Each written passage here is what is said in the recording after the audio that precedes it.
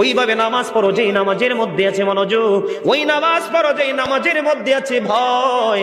তুমি নামাজটা পড়তে হবে এমন ভাবে বন্ধু, একজন নামাজে দাঁড়ালেন, বন্ধুরে আমার, নামাজে যখন তিনি দাঁড়ালেন, দাঁড়ানোর পরে তিনি বলতেছেন আমি নামাজটা এমন ভাবে পড়তে চাই। কিভাবে পড়ি?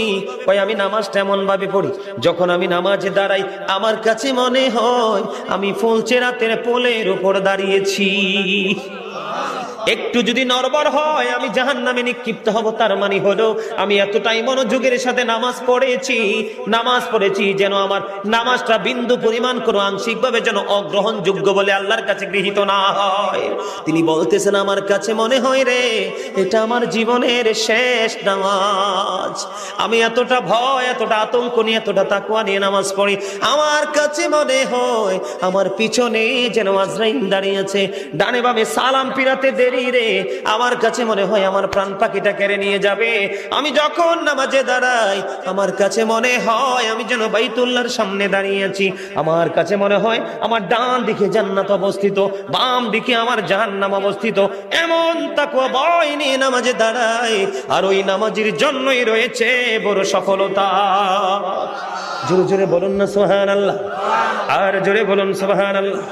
বন্ধুরে আমার, নামাজ এতটা তাকওয়ার সাথে এতটা মূল্যায়ন করে নামাজটাকে পড়তে হবে। আমাদের একজন কিতাব গ্রন্থের প্রণেতার নাম শুনেছি ইমাম বুখারী।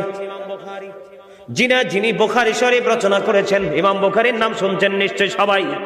মুসলমান ইমাম বুখারীর নাম শুনে নাই এমন কোন মুসলমান পৃথিবীতে নাই বন্ধু। ইমাম বুখারী এমন ভাবে তিনি নামাজ পড়তেন, উনি যখন নামাজে দাঁড়ালেন বিষাক্ত ভীমরুল তাকে কামড় দিল। কি দিল? বিষাক্ত ভীমরুল পোকা তাকে কামড় দিল বন্ধু। কামড় দেওয়ার দিয়ে কামড় কিন্তু দিতেছে, দিতে 10টা কামড় দিয়েছে, কিন্তু নামাজ শেষ হয় না। নামাজ শেষ করার পরে উনি ওনার ছাত্রকে একটা ডাক দিয়ে বললেন তুমি আমার পাঞ্জাবিটা উঠিয়ে দেখো আমার পিছনে কি আছে।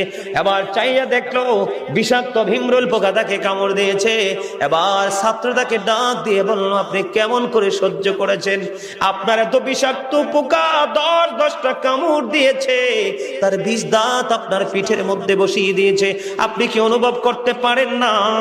তখন বন্ধু ইমাম বুখারী একটা ডাক দিয়ে বলল রে আমার ছাত্র তুমি শোনো গো, আমি যখন নামাজে দাঁড়িয়েছি আমার মালিকের দিকে ধ্যান করে যখন আমি কোরআন তেলাওয়াত শুরু করলাম, আমার কোরআন তেলাওয়াত আমার কাছে এতটাই মধুময় মনে হয়েছে, আমার পিঠে কে কামড় দিয়েছে সেটা আমি বুঝতেই পারিনি।